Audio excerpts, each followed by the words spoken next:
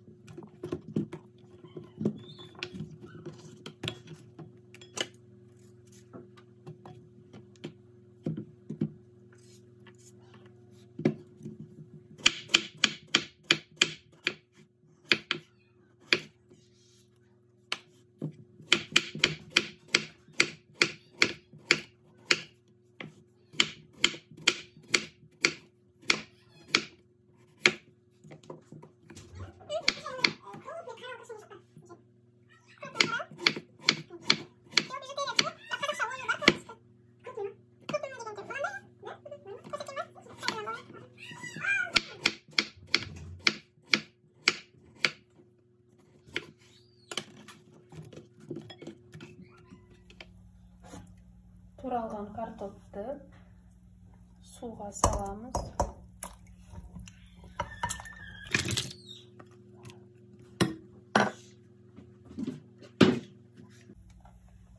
Бір шай қасықтай толтырып, тұз себеміз. Тұзын кейіннен картопты езіп жатқан кезде реттейміз әзірше, осы жеткілікті. Енді қазір қайнағанша қоямыз. Қайнағаннан кейін 20-25 минут шамасында пісіріп аламыз. Дайын болған. Картошкамыз дайын.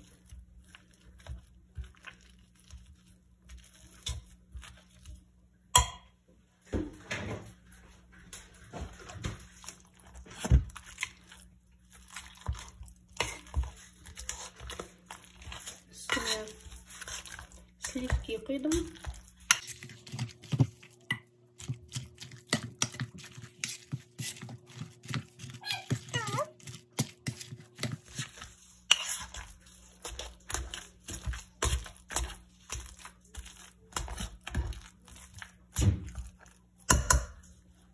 Дәмін көріп,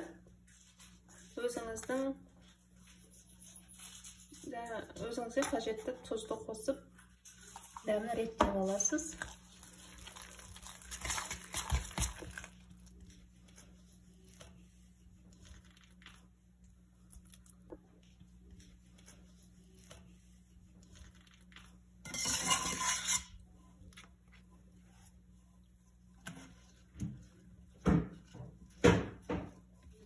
Ең дәмді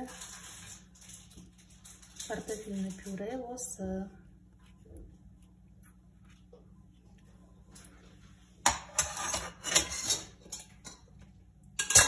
Пюреміз дайын. Дәмі сливочный картофельный пюре.